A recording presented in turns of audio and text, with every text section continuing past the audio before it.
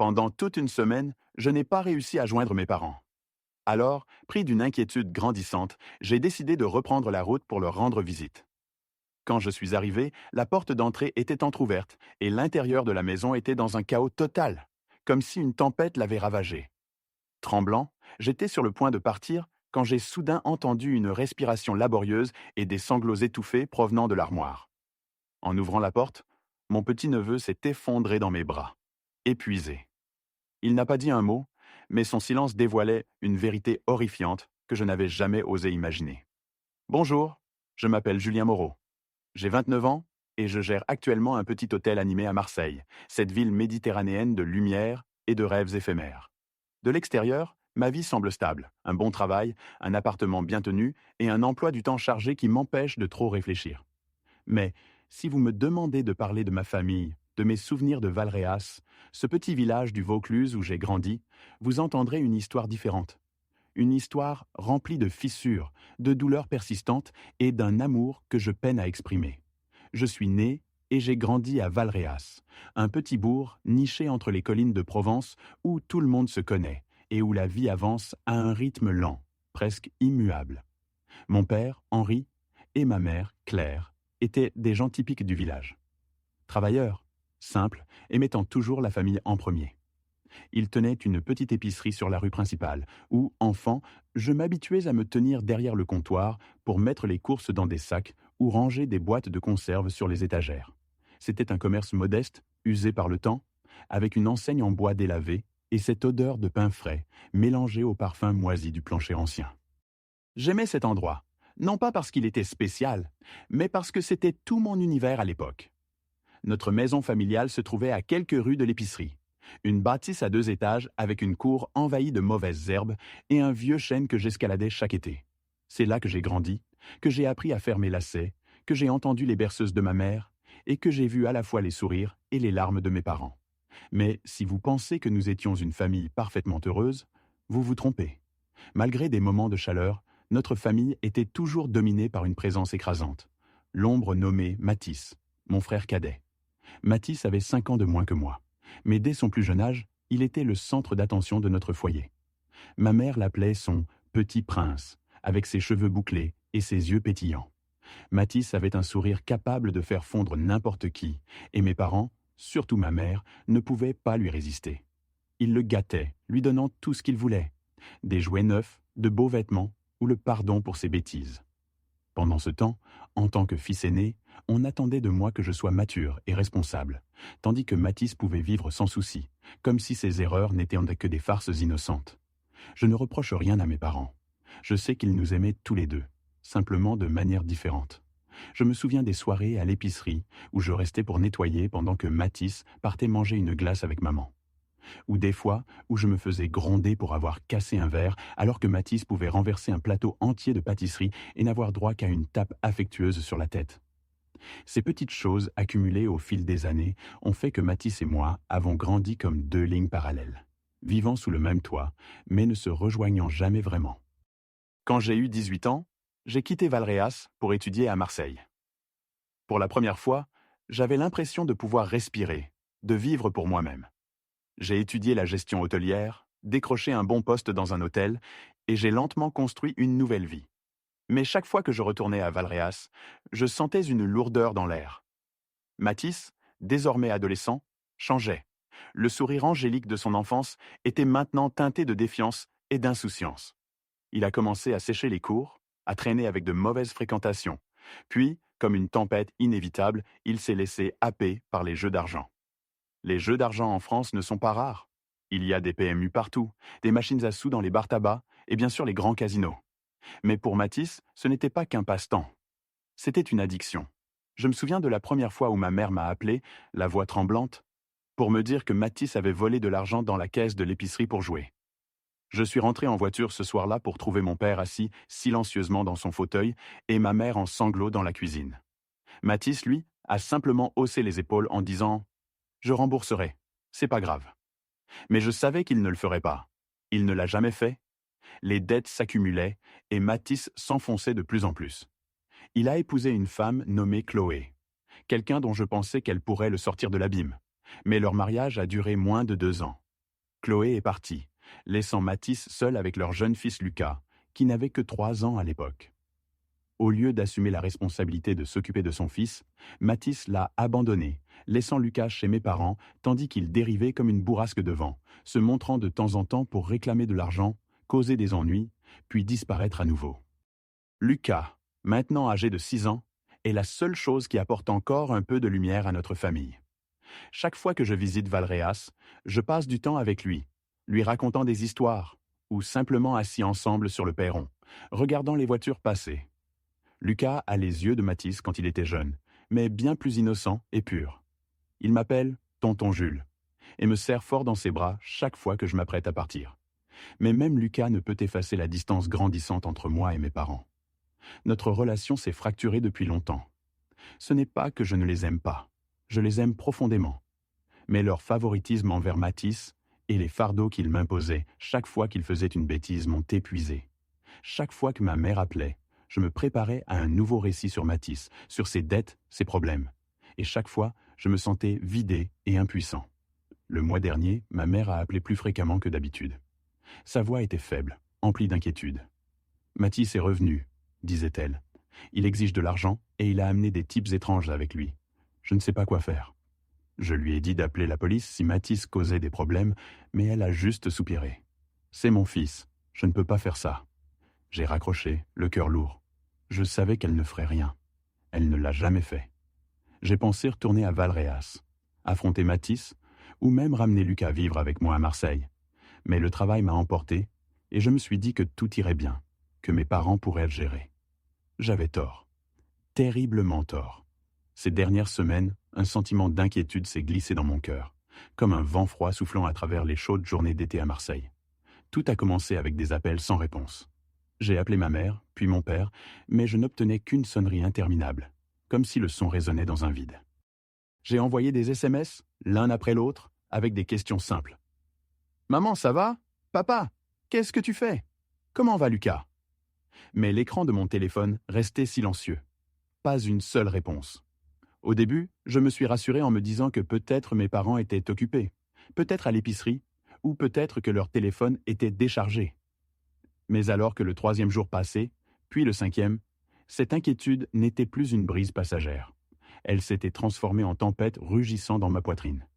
J'ai essayé de ne pas trop réfléchir, mais chaque nuit, alors que les lumières de Marseille scintillaient par ma fenêtre, je me retrouvais à serrer mon téléphone, à faire défiler les messages sans réponse, le cœur lourd. Je pensais à mon père avec sa silhouette grande et mince, et ses yeux toujours remplis d'une fatigue silencieuse, mais d'une patience inébranlable. Je pensais à ma mère avec son sourire doux, mais une voix de plus en plus faible chaque fois qu'elle mentionnait Mathis. Et puis je pensais à Lucas, ce petit garçon de 6 ans aux grands yeux ronds, probablement assis quelque part dans cette maison de Valréas, serrant son ours en peluche usé. Je me demandais, qu'est-ce qui se passe ? Est-ce que mes parents vont bien ? Les appels de ma mère au sujet des perturbations incessantes de Mathis, se présentant avec des inconnus, m'avaient laissé avec un sentiment d'angoisse. Mathis ne demandait plus simplement de l'argent. Il avait changé, devenant plus agressif, plus imprudent. Maman m'avait dit qu'il se présentait à des heures étranges, parfois au milieu de la nuit, frappant à la porte, hurlant pour de l'argent, afin de payer ses dettes. Une fois, elle a dit qu'il avait même menacé de faire un scandale, s'il ne se pliait pas à ses exigences. Je voulais foncer à Valréas immédiatement, attraper Mathis par le col et lui crier qu'il n'avait aucun droit de tourmenter nos parents comme ça. Mais je me suis retenu, me disant que je ne pouvais pas continuer à nettoyer les dégâts de mon frère pour toujours. J'avais tort. Ma plus grande erreur a été de penser que je pouvais rester à l'écart, que je pouvais laisser mes parents affronter seuls la tempête nommée Mathis. Au 7e jour, sans aucune réponse de mes parents, un appel d'un numéro inconnu a fait bondir mon cœur. C'était Madame Rousseau, la voisine qui habitait en face de l'épicerie de mes parents. Sa voix était affolée, empreinte d'inquiétude. « Julien, il faut que je te dise quelque chose. L'épicerie de tes parents est fermée depuis toute la semaine. Personne ne les a vus. J'ai essayé d'appeler, mais personne ne décroche. Quelque chose ne va pas, Julien. » J'ai senti le sang dans mes veines se transformer en glace. L'épicerie, l'endroit dans lequel mes parents avaient investi toute leur vie, n'avait jamais été fermé plus de 2 jours, sauf pendant les grandes fêtes. Qu'elle soit close pendant toute une semaine était inimaginable. J'ai raccroché, les mains tremblantes, essayant de rassembler mes pensées. Peut-être mes parents étaient-ils malades. Peut-être étaient-ils partis en voyage. Mais au fond de moi, je savais que c'était juste des excuses pour me rassurer. Mathis, avait-il fait quelque chose? Avait-il poussé mes parents dans une situation dont ils ne pouvaient pas s'échapper? Je ne pouvais plus rester assis. Ce soir-là, j'ai appelé mon patron et demandé un congé d'urgence. « Je dois rentrer chez moi, c'est urgent », ai-je dit, la voix étranglée, sans trop expliquer. Mon patron, un homme gentil mais perpétuellement occupé, a simplement hoché la tête au téléphone et m'a dit de faire attention. J'ai emballé quelques vêtements, les ai jetés dans un petit sac, et avant de quitter mon appartement, j'ai jeté un coup d'œil par la fenêtre où les lumières de Marseille scintillaient encore, inconsciente de la tempête qui faisait rage en moi. Un trajet de 7 heures de Marseille à Valréas m'attendait, et je savais que ce voyage n'était pas seulement pour retrouver mes parents. C'était pour affronter tout ce que j'avais évité pendant des années. Je me souvenais des après-midi derrière le comptoir de l'épicerie, quand papa m'apprenait à compter la monnaie pour les clients, ou quand maman glissait un bonbon à la menthe de l'étagère dans ma main. Je me souvenais de l'odeur du vieux plancher en bois, du tintement de la clochette quand les clients entraient, et des fois où Mathis et moi, enfants, jouions à cache-cache entre les allées, riant jusqu'à ce que maman fasse semblant de nous gronder. Mais ces souvenirs, aussi chaleureux soient-ils, ne pouvaient apaiser l'angoisse qui m'étouffait. Chaque fois que la voiture passait à travers un tronçon de route sombre, je voyais l'image de Mathis. Pas le Mathis d'autrefois, mais le Mathis d'aujourd'hui, avec des yeux froids, une voix dure, et les menaces que maman avait décrites. Je me demandais ce qui s'était passé dans cette maison. Mes parents allaient-ils vraiment bien? Ou est-ce que quelque chose de bien pire m'attendait à Valréas? À chaque kilomètre, ma peur grandissait comme une pierre pesant de plus en plus lourd sur mon cœur. J'ai allumé la radio, essayant de trouver une chanson pour couvrir le silence, mais aucune mélodie ne pouvait dominer le murmure dans ma tête. « Julien, tu les as abandonnés trop longtemps. » J'ai appuyé sur l'accélérateur, la voiture fonçant vers Valréas, vers la maison qui renfermait à la fois mon enfance et mes blessures. Le trajet de 7 heures a semblé durer une éternité. Quand le panneau de bienvenue du village est apparu, ma poitrine s'est serrée comme si elle était comprimée. Le village avait l'air identique, avec ses rues familières et ses maisons qui apparaissaient sous le clair de lune. Mais quelque chose n'allait pas, comme si l'air portait un avertissement. Je me suis dirigé directement vers l'épicerie de mes parents, un endroit que j'avais toujours pensé être éclairé, rempli de rire. Mais quand je me suis garé devant, je pouvais à peine en croire mes yeux. L'épicerie était complètement fermée. L'enseigne en bois portant l'inscription « Épicerie Moreau » pendait toujours là, mais elle était délavée et penchée, comme si elle aussi était fatiguée d'avoir été témoin de ce qui s'était passé. À travers la vitrine, je ne voyais que l'obscurité. Pas de lumière, aucun signe de vie. Les étagères que j'avais l'habitude de ranger soigneusement étaient maintenant englouties par les ombres. Mon cœur s'est emballé, et j'ai dû prendre de grandes respirations pour ne pas paniquer. Mes parents ne fermeraient jamais l'épicerie aussi longtemps. Jamais. À moins que... Je n'osais pas finir la pensée. J'ai redémarré la voiture et me suis dirigé vers leur maison, à quelques rues de là. La route familière qui autrefois me menait à travers des journées d'été insouciantes semblait maintenant interminable. Chaque coin de rue, chaque vieux chêne réveillait des souvenirs. Mathis et moi courant partout. Maman nous appelant pour le dîner depuis le perron. Papa lisant le journal dans son fauteuil. Mais maintenant, ces souvenirs ne faisaient qu'approfondir mon malaise. Je ne savais pas ce que j'étais sur le point d'affronter, mais un mauvais pressentiment s'accrochait à moi comme une ombre que je ne pouvais pas secouer. Quand je me suis garé devant la maison familiale à 2 étages, mon cœur a semblé s'arrêter. La maison était plongée dans l'obscurité. Pas une seule lumière aux fenêtres, aucun bruit. La porte d'entrée était légèrement entr'ouverte, comme si quelqu'un était parti précipitamment. Je suis sorti de la voiture, mes jambes lourdes comme du plomb, chaque pas me donnant l'impression de me diriger vers un gouffre. J'ai appelé « Papa, maman, Lucas !» Mais seul le vent a répondu, froid et sans vie. J'ai poussé la porte et suis entré, et la vue devant moi m'a frappé comme un coup de poing dans la poitrine. La maison, autrefois remplie de rire, de l'odeur des cookies fraîchement sortis du four de maman et des histoires babillées de Lucas, était maintenant un champ de ruines. Les meubles du salon étaient renversés comme balayés par une tempête. Les portes des placards de la cuisine pendaient ouvertes. Des assiettes étaient éparpillées sur le sol. Certaines tasses brisées en fragments tranchants. Une longue fissure traversait le mur, comme si quelque chose avait été projeté contre lui. Une chaise en bois, celle que papa avait fièrement construite lui-même, gisait cassée, une patte manquante. Tout criait le chaos, comme si la maison avait été témoin d'une bataille. Je me suis tenu là dans le salon, sentant le sang dans mes veines se transformer en glace. « Papa! Maman !» ai-je appelé à nouveau, ma voix. Mais l'épais silence m'a enveloppé comme une lourde couverture pressant sur ma poitrine. J'ai avancé, trébuchant sur une cuillère posée sur le sol. Chaque pas ressemblait à un couteau se tordant dans mon cœur parce que je savais que personne ne laisserait la maison dans cet état par accident. Pas papa, qui gardait toujours tout en ordre. Pas maman, qui polissait les sols jusqu'à ce qu'ils brillent. Et certainement pas Lucas, ce petit garçon prudent qui chérissait tout autour de lui. J'ai essayé de rassembler mes pensées, de trouver une explication rationnelle.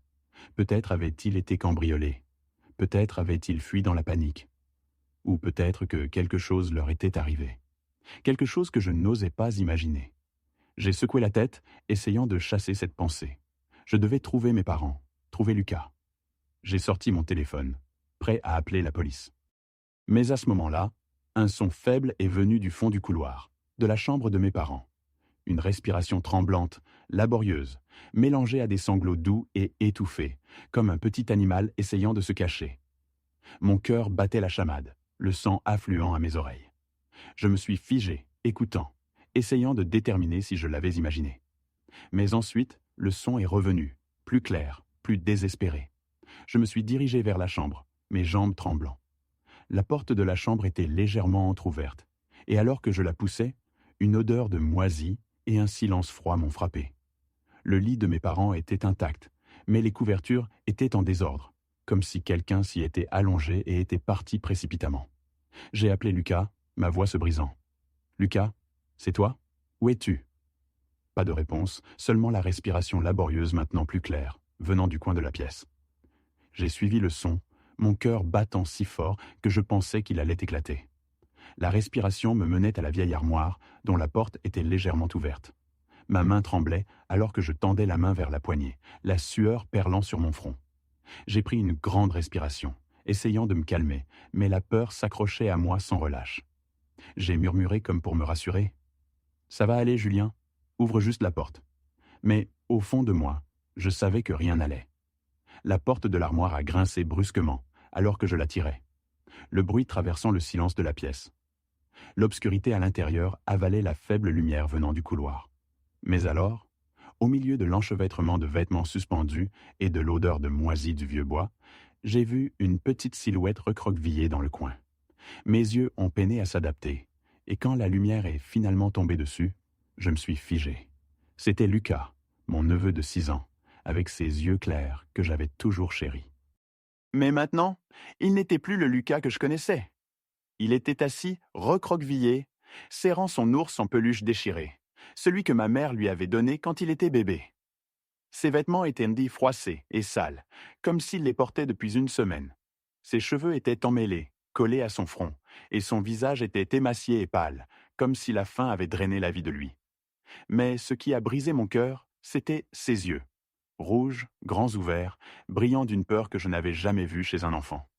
Il ne pleurait pas bruyamment, juste des sanglots doux et étouffés, comme s'il avait tellement pleuré qu'il n'avait plus de force. « Lucas » ai-je appelé, ma voix se brisant, à peine reconnaissable pour moi-même. Je me suis agenouillé, tendant la main pour le toucher, mais il a tressailli, se recroquevillant plus profondément dans le coin, comme si j'étais une menace. L'ours en peluche était serré si fort que je craignais qu'il ne se déchire. « Lucas, c'est tonton Jules. Tu es en sécurité maintenant ?» ai-je dit, ma voix tremblante, essayant de rester calme, même si mon cœur criait. Mais Lucas n'a pas répondu. Il m'a juste regardé, ses yeux paniqués, cherchant quelque chose à quoi se fier, quelque chose à retenir. Lentement, j'ai tendu la main à nouveau, touchant doucement son épaule. Cette fois, il ne s'est pas éloigné, mais son corps tremblait violemment comme une feuille sèche dans un vent froid. « Bonhomme, qu'est-ce qui s'est passé? Où sont mamie et papy ?» ai-je demandé, ma voix s'étranglant, luttant contre les larmes. J'avais besoin de savoir. J'avais besoin de comprendre pourquoi la maison était en ruine, pourquoi mes parents n'étaient pas là, et pourquoi Lucas se cachait dans une armoire comme un animal blessé. Mais Lucas n'a rien dit. Il a juste fixé, ses yeux rouges grands ouverts. Et puis, comme si son dernier peu de force s'était épuisé, Il s'est effondré dans mes bras. Son petit corps semblait sans poids, si frêle que j'avais peur qu'un câlin serré ne le brise. Je l'ai tenu contre moi, sentant ses respirations rapides contre mon épaule.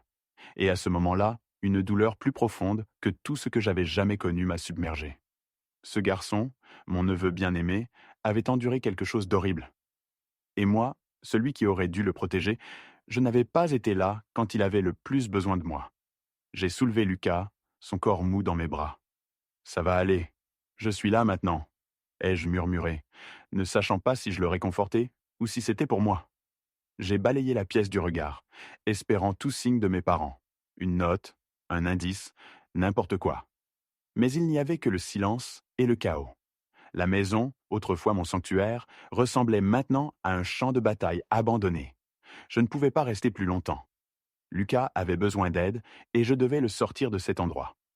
Je l'ai porté jusqu'à la voiture, l'ai allongé sur le siège arrière et l'ai enveloppé dans une fine couverture que j'ai trouvée sur le canapé.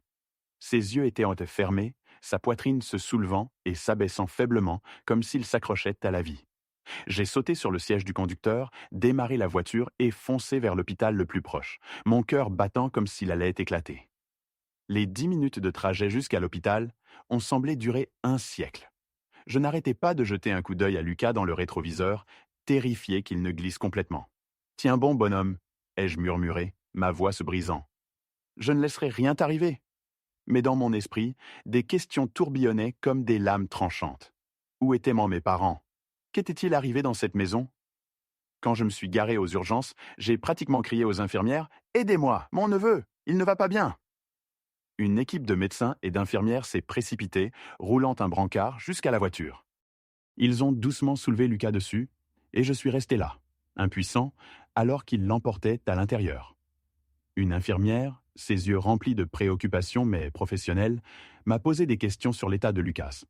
Mais je ne pouvais que secouer la tête, incapable de répondre clairement. Je ne sais pas. Je l'ai juste trouvé dans une armoire. Il n'a rien dit.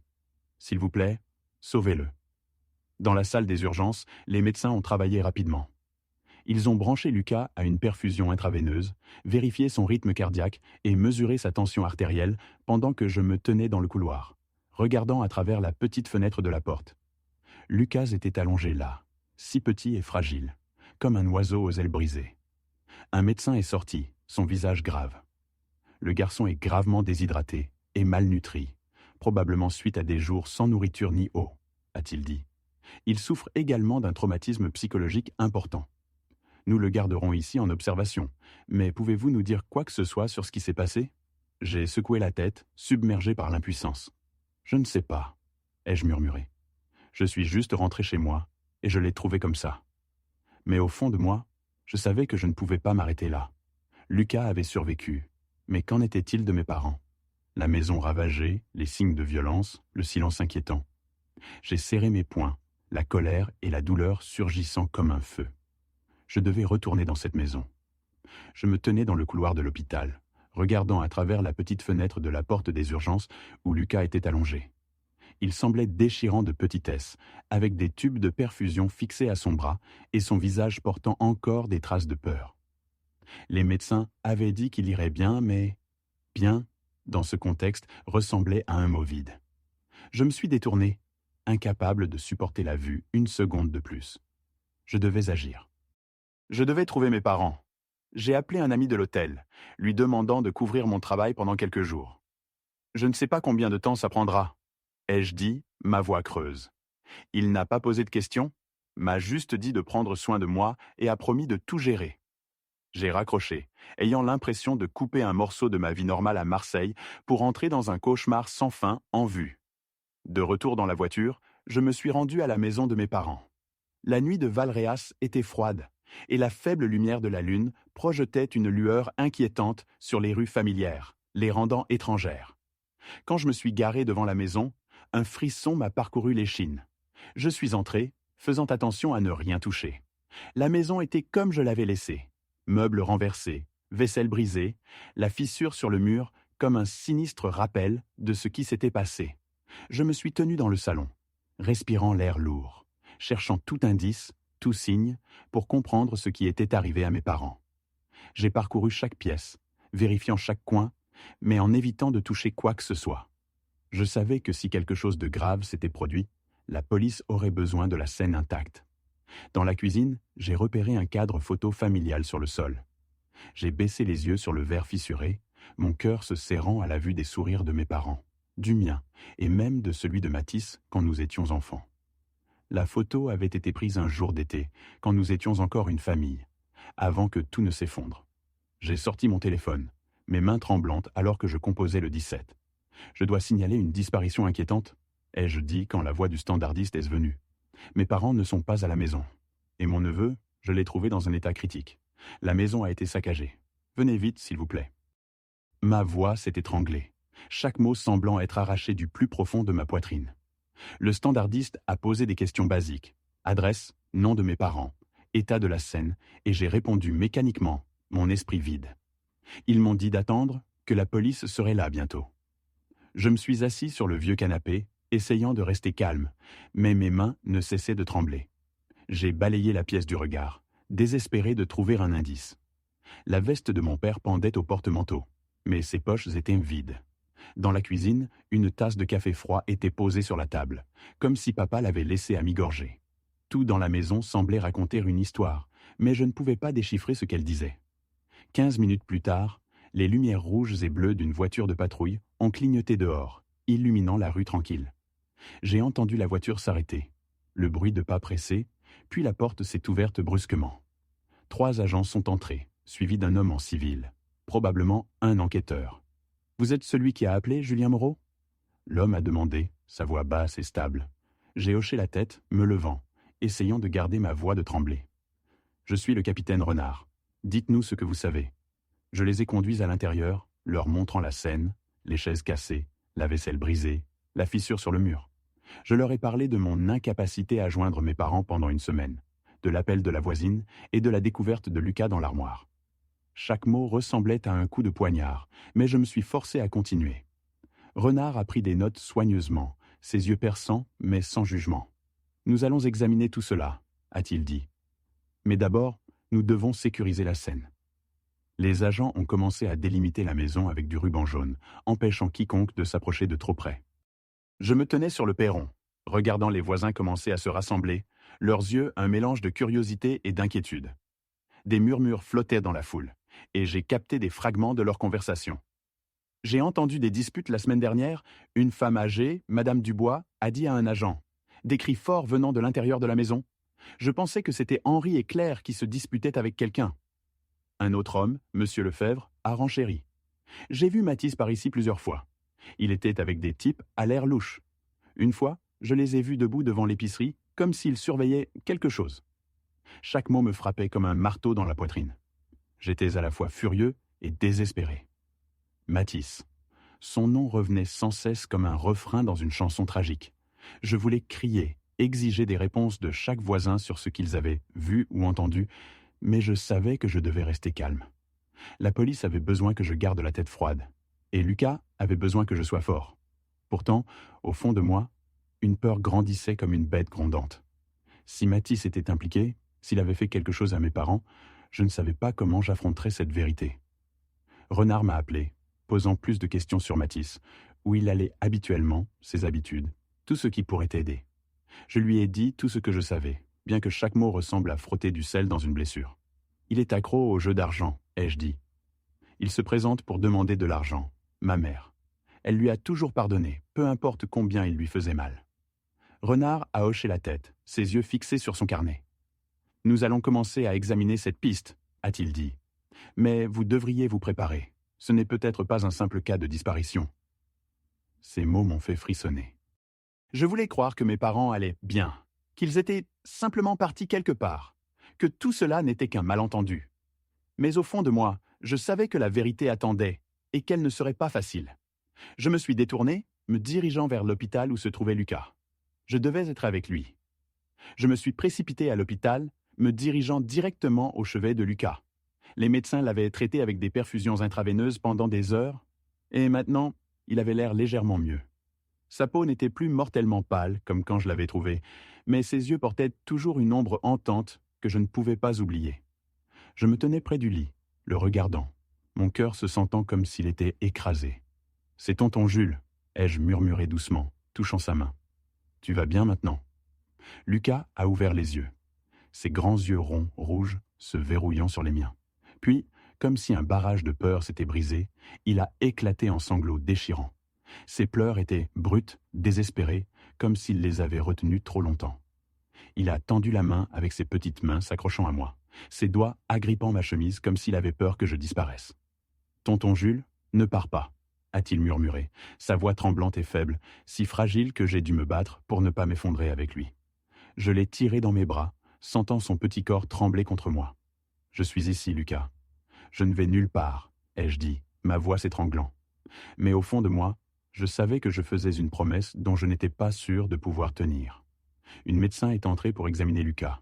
« Il est plus stable maintenant », a-t-elle dit, son ton doux mais sérieux.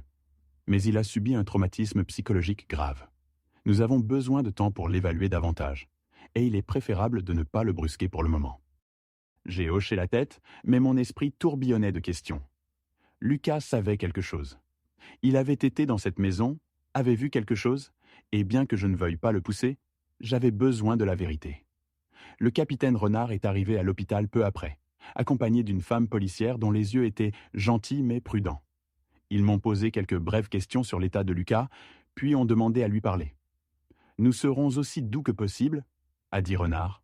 « Je sais que ce n'est pas le meilleur moment, mais tout ce que le garçon peut nous dire pourrait aider à retrouver vos parents. » J'ai regardé Lucas, toujours accroché à moi, et j'ai eu l'impression de me tenir à un carrefour dangereux. Je ne voulais pas qu'il revive ce qui s'était passé. Mais je savais aussi que c'était le seul moyen de retrouver mes parents. « Lucas », ai-je dit, m'agenouillant près du lit, gardant ma voix aussi douce que possible. « Tu peux aider tonton Jules un peu ? Ces personnes sont des policiers, et ils veulent retrouver mamie et papy. Tu peux nous dire ce qui s'est passé ?» Lucas a secoué la tête frénétiquement, ses yeux écarquillés de peur. Il serrait son ours en peluche fermement, comme si c'était son dernier bouclier. « Non, je ne veux pas », a-t-il murmuré, sa voix tremblante. Je l'ai serré dans mes bras, le laissant reposer sa tête sur mon épaule. « Je suis ici, Lucas. Tu n'as pas à avoir peur. Dis-nous juste ce dont tu te souviens, d'accord ? Je ne laisserai personne te faire du mal. » Je pouvais sentir sa respiration rapide. Et à ce moment-là, je ne voulais rien de plus que de l'emmener loin de toute cette douleur. Mais je ne pouvais pas. J'avais besoin de la vérité, peu importe à quel point elle serait brutale. Après quelques minutes de mes assurances, Lucas a commencé à parler, sa voix hésitante et ponctuée de sanglots. « Papa. Papa est venu à la maison, » a-t-il murmuré, et mon cœur a semblé s'arrêter. Papa est venu avec d'autres personnes. Il criait. Mamie et papy criaient aussi. Lucas a fait une pause, ses yeux écarquillés, comme s'il revivait le moment. J'ai tenu sa main, essayant de garder ma voix stable. « Continue, bonhomme. Qu'est-ce qu'ils ont fait ?» Lucas a tremblé, des larmes coulant sur ses joues. « Papa, il était vraiment en colère. Il criait, disait à mamie et papy de lui donner de l'argent, mais ils ne voulaient pas. Puis il y a eu un grand crash. Des choses se sont cassées. Il s'est arrêté, serrant l'ours en peluche, son corps tremblant violemment. J'avais peur. J'ai couru vers l'armoire, je me suis caché. Sa voix s'est estompée, comme s'il sombrait dans un souvenir trop lourd à porter. J'ai entendu mamie et papy crier. Puis tout est devenu silencieux. J'ai senti le sang dans mes veines se transformer en glace. J'ai tenu Lucas serré, luttant contre les larmes, mais à l'intérieur, une tempête faisait rage. Mathis, il était là. Il s'est battu avec nos parents, et les sons que Lucas a entendus, je n'osais pas penser plus loin. Renard et la femme policière ont pris des notes rapidement, leurs expressions se durcissant. « Te souviens-tu de quoi que ce soit sur les personnes avec ton papa ?» a demandé l'agent, sa voix douce mais prudente. Lucas a secoué la tête, des larmes jaillissant à nouveau. « Je ne sais pas. Ils étaient beaux grands. Ils faisaient peur, couverts de tatouages. » Il a éclaté en sanglots déchirants, s'accrochant à moi, et je savais qu'il ne pouvait plus en dire davantage. J'ai fait signe à Renard, et il a hoché la tête, se levant. « Merci, Lucas, » a-t-il dit. « Tu es un garçon courageux. Nous avons assez pour commencer l'enquête. Et Mathis sera notre suspect principal. » La médecin est intervenue doucement, demandant à tout le monde de partir pour que Lucas puisse se reposer. « Le garçon a besoin de temps, » a-t-elle dit. « Il a traversé trop de choses. » J'ai hoché la tête, mais à l'intérieur, je voulais crier. « Mathis, mon frère, qu'avait-il fait ? Dans quoi avait-il entraîné nos parents? Et Lucas, un enfant innocent, avait tout vu. Je me suis assis près du lit de Lucas, tenant sa main jusqu'à ce qu'il s'endorme, sa respiration enfin stable. Mais je ne pouvais pas me reposer. Les mots de Lucas étaient comme une pièce de puzzle tranchante, confirmant mes pires craintes. Mathis n'avait pas seulement causé des ennuis, il avait peut-être fait quelque chose d'impardonnable. Le capitaine Renard m'a appelé le lendemain matin, sa voix basse et résolue.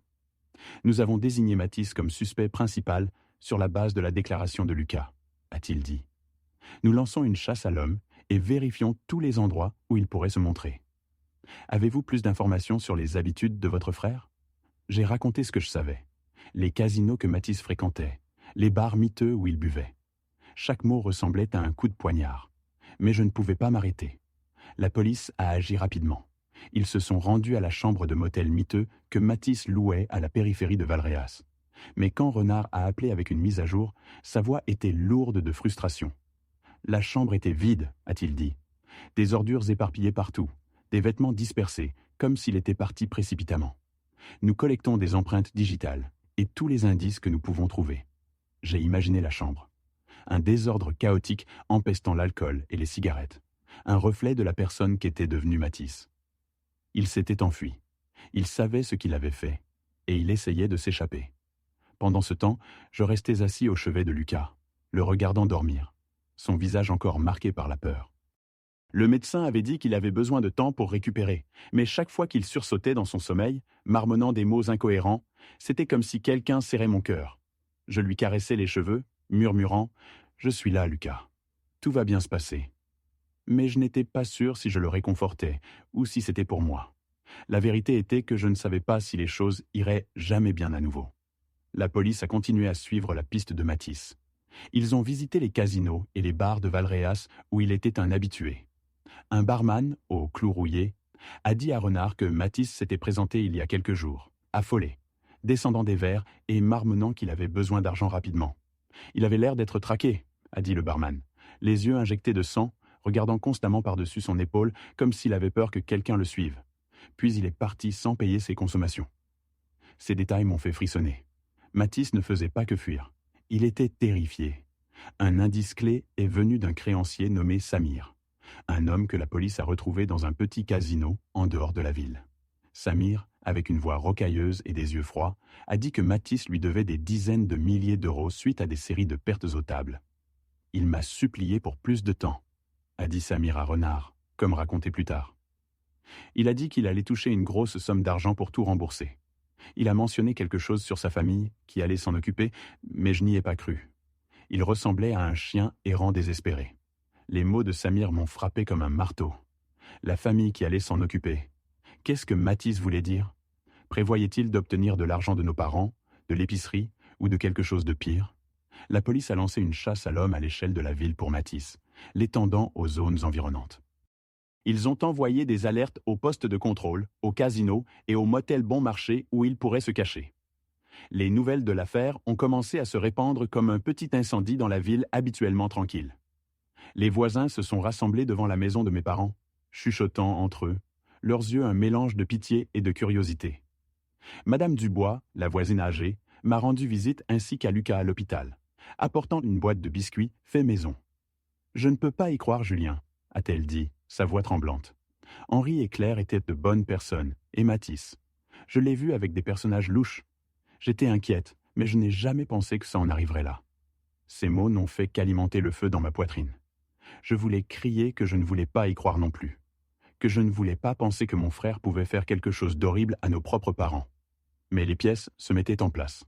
Le récit de Lucas, la maison ravagée, les histoires des voisins, et maintenant les mots de Samir.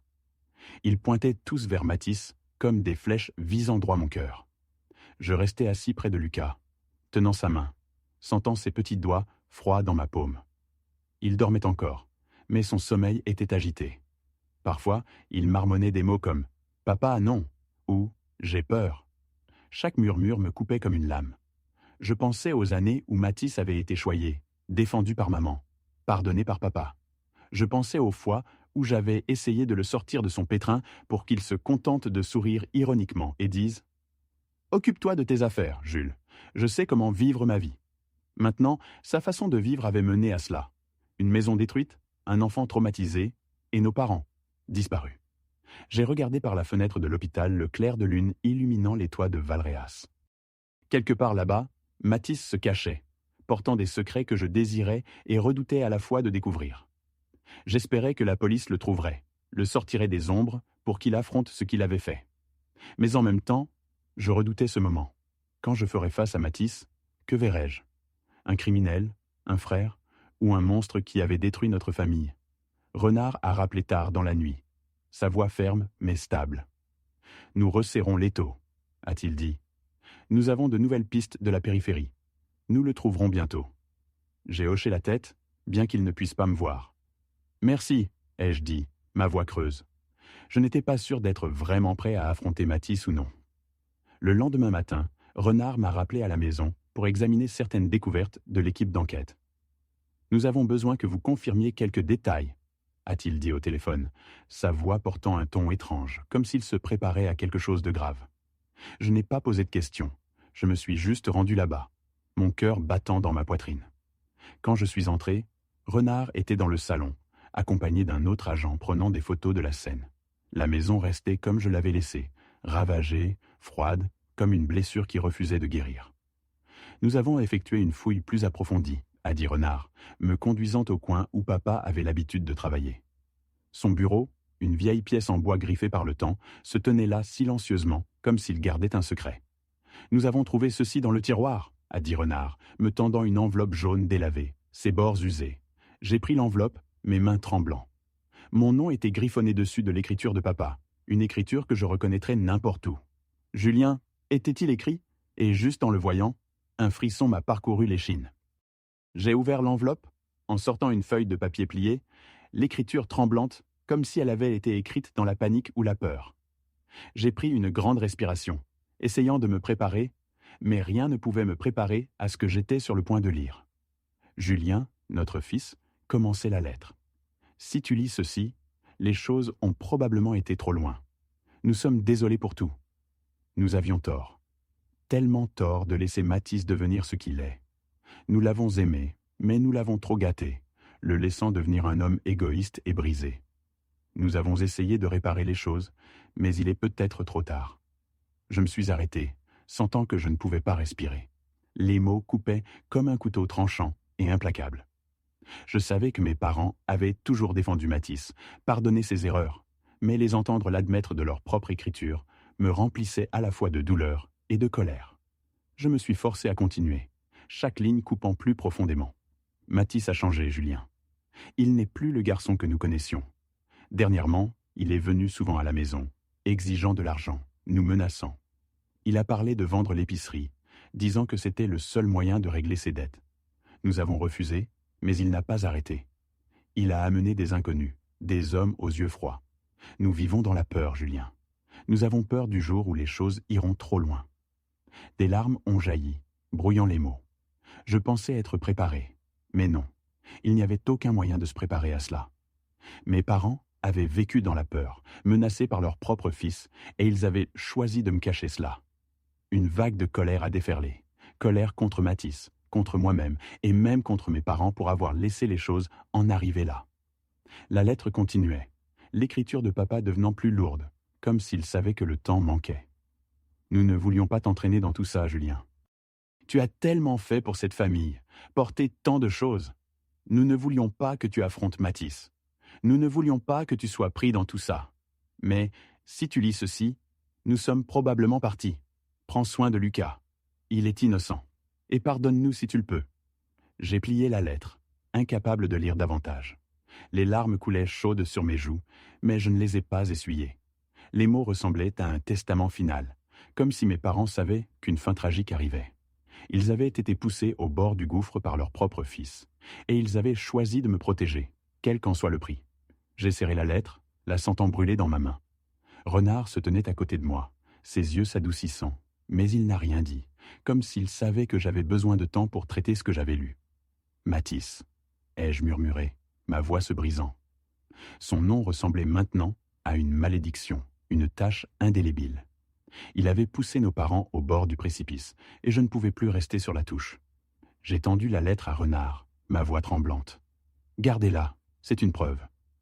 Il a hoché la tête soigneusement, la plaçant dans un sac en plastique transparent, mais ses yeux me disaient qu'il comprenait. Ce n'était pas juste une preuve, mais un morceau de la tragédie de ma famille. Je suis retourné à l'hôpital, juste après, incapable de supporter une seconde de plus dans cette maison. Lucas dormait encore, son visage moins pâle maintenant. Les mots de la lettre résonnaient dans mon esprit, chacun d'eux un rappel des erreurs de mes parents et des miennes. Je les avais laissés seuls trop longtemps, pensant que la distance me protégerait du chaos de Mathis. Mais maintenant, je ne pouvais plus fuir.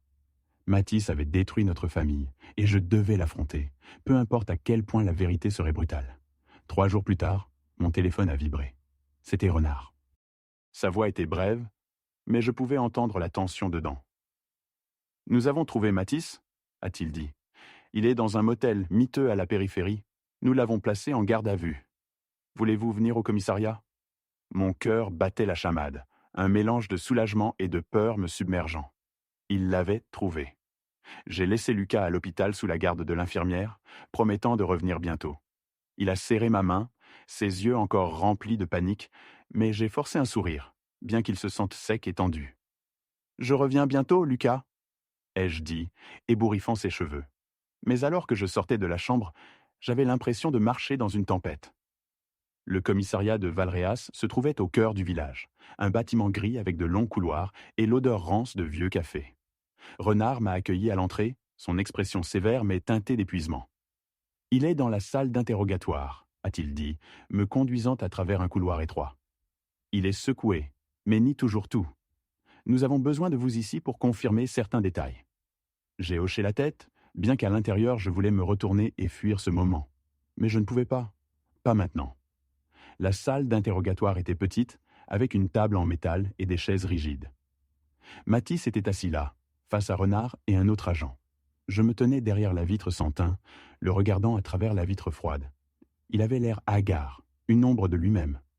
Ses cheveux étaient ébouriffés, sa chemise froissée et ses yeux injectés de sang suggérant des jours sans sommeil. Dans sa main se trouvait un petit sac contenant de l'argent liquide et de fausses pièces d'identité, des signes clairs qu'il avait prévu de fuir. Mais ce qui m'a glacé, c'était ses yeux, paniqués, mais toujours provocateurs, comme s'il pensait qu'il pouvait encore s'échapper. Renard a commencé l'interrogatoire, sa voix calme mais tranchante. « Mathis, nous savons que vous étiez chez vos parents la semaine dernière. Nous avons des déclarations de votre fils, des voisins et d'un créancier.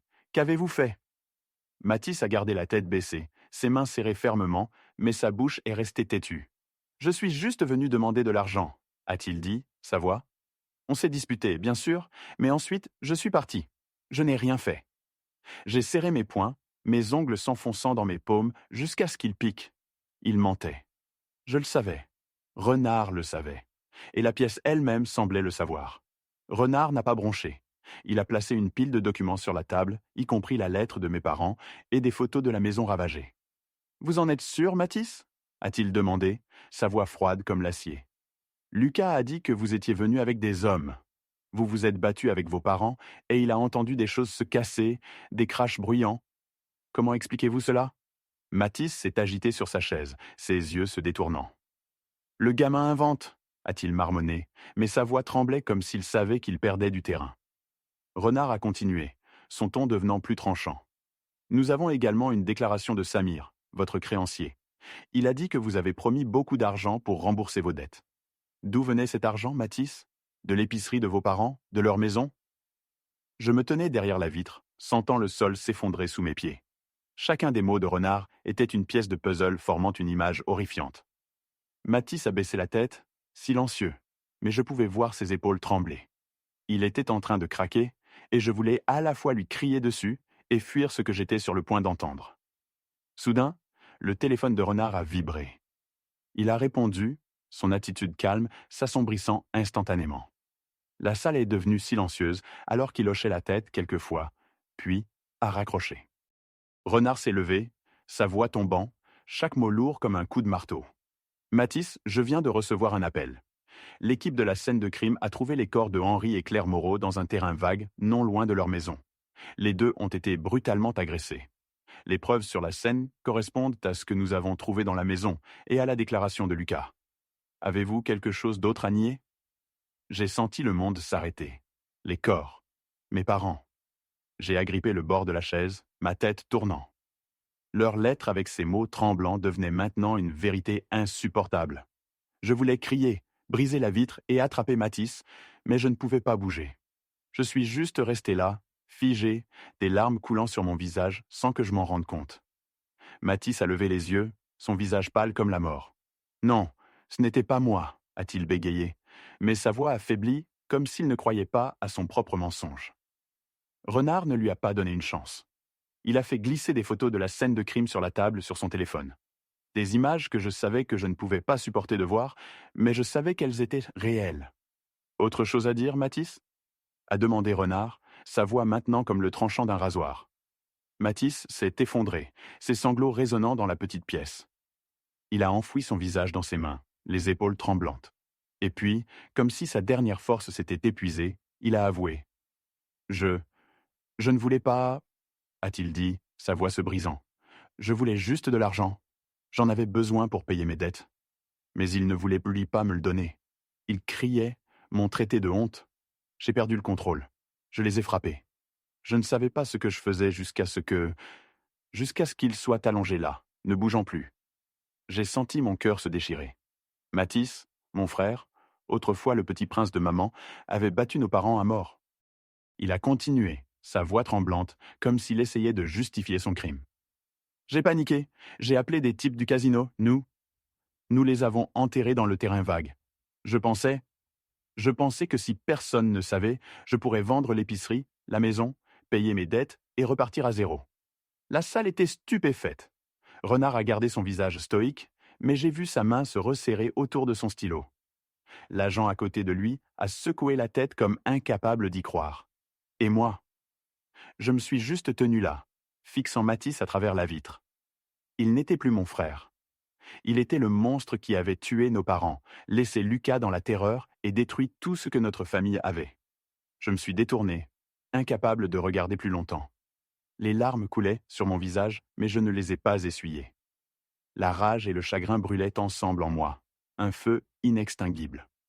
Je voulais crier à Mathis, lui demander pourquoi il pouvait faire ça à notre propre famille. Mais je savais qu'aucune réponse ne soulagerait cette douleur. Renard est sorti, posant une main sur mon épaule. « Je suis vraiment désolé, Julien, » a-t-il dit, sa voix plus douce maintenant. « Nous le traduirons en justice, et vous devriez vous préparer à identifier les corps de vos parents à la morgue. » J'ai hoché la tête faiblement, mon cœur vide. Je ne savais pas comment affronter cette perte. Mes parents étaient en partie, et Mathis, le frère que j'avais connu autrefois, me les avait pris. Le procès de Mathis a eu lieu quelques semaines plus tard. Je n'y ai pas assisté. Je ne pouvais pas affronter son visage, ne pouvais pas entendre à nouveau son horrible confession. Renard m'a tenu au courant par téléphone, sa voix stable, mais empreinte d'empathie. Mathis a été condamné à la réclusion criminelle à perpétuité sans possibilité de libération conditionnelle. Il passerait le reste de ses jours derrière les barreaux, payant pour le crime qu'il avait commis. Mais cette condamnation n'a pas ramené mes parents, n'a pas effacé les souvenirs douloureux que Lucas portait et n'a pas réparé les fissures dans mon cœur. J'ai organisé les funérailles de mes parents un après-midi tranquille à Valréas. La petite église que notre famille fréquentait le week-end était remplie de gens, voisins, amis et clients réguliers de l'épicerie. Ils sont venus présenter leur respect, apportant des chrysanthèmes blancs et des condoléances sincères. Madame Dubois, la voisine âgée, a tenu ma main, des larmes coulant sur ses joues. Henri et Claire étaient de bonnes personnes. « Julien, a-t-elle dit, ils ne méritaient pas ça. » Je ne pouvais que hocher la tête, incapable de parler, de peur que si j'ouvrais la bouche, je m'effondre. Les funérailles étaient solennelles, avec seulement le bruit du vent bruissant à travers les chênes du cimetière et le murmure des prières. Je me tenais devant leur tombe, sentant le monde s'être effondré. Mais je me suis forcé à être fort pour Lucas. Après les funérailles, j'ai pris Lucas pour vivre avec moi. Devant les tombes de mes parents, je me suis agenouillé, plaçant ma main sur les pierres tombales froides, et j'ai murmuré « J'ai promis de prendre soin de Lucas, comme mon propre fils. Je ne le laisserai plus souffrir. » Le vent a soufflé, portant un étrange sentiment comme si mes parents écoutaient, souriant de quelque part très loin. J'ai pris la main de Lucas, le conduisant loin du cimetière, et à ce moment-là, j'ai su que c'était une promesse que je tiendrais à tout prix. Les premiers jours à Marseille n'ont pas été faciles. Lucas était encore hanté par ce qui s'était passé. Il se réveillait en pleurant chaque nuit, appelant ses grands-parents. Je le tenais serré, chantant les berceuses que maman chantait, bien que ma voix se brise avec des larmes. « Je suis là, Lucas », murmurai-je. « Je ne te laisserai pas seul. » J'ai passé chaque moment libre avec lui, jouant, racontant des histoires, essayant de ramener un peu de lumière dans ses yeux, encore assombris par les ténèbres. Lentement, avec patience et amour, Lucas a recommencé à sourire. Ses sourires étaient faibles, mais pour moi, ils étaient comme la lumière du soleil perçant à travers une tempête. J'ai décidé de vendre l'épicerie et la maison à Valréas. Ces endroits contenaient trop de souvenirs douloureux. Je ne pouvais pas les garder, ne pouvais pas laisser ces souvenirs continuer à nous piéger. L'argent de la vente n'était pas énorme, mais c'était suffisant pour commencer une nouvelle vie pour Lucas et moi. Nous avons déménagé dans un plus grand appartement à Marseille, avec une chambre juste pour lui, où j'ai accroché ses dessins et placé son ours en peluche usé sur le lit. Dans les mois qui ont suivi, alors que Lucas et moi nous installions dans notre nouveau rythme, j'ai commencé à réfléchir sur ma famille. Mes parents avaient fait des erreurs, gâtant Mathis trop, le laissant devenir égoïste et brisé.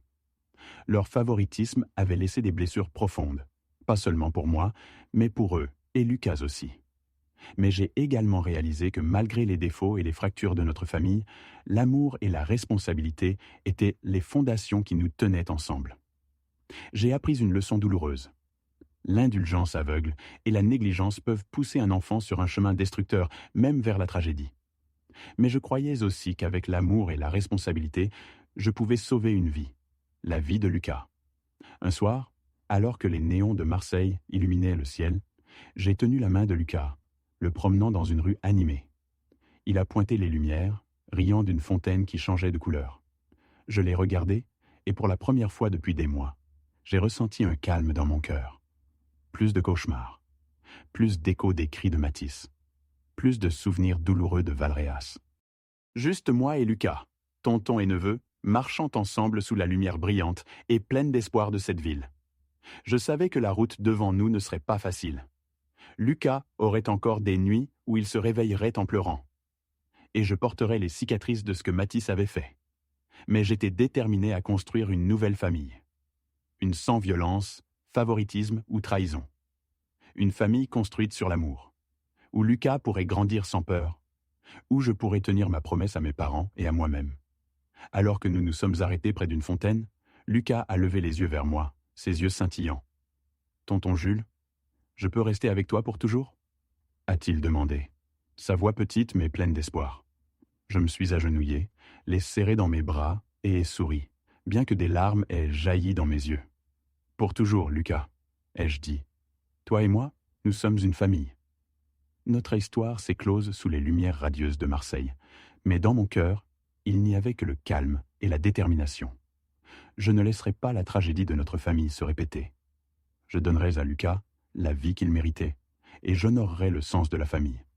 Non pas par une indulgence aveugle, mais par l'amour et la responsabilité. C'était l'héritage que je voulais laisser, non seulement pour Lucas, mais pour mes parents qui nous ont aimés, même imparfaitement.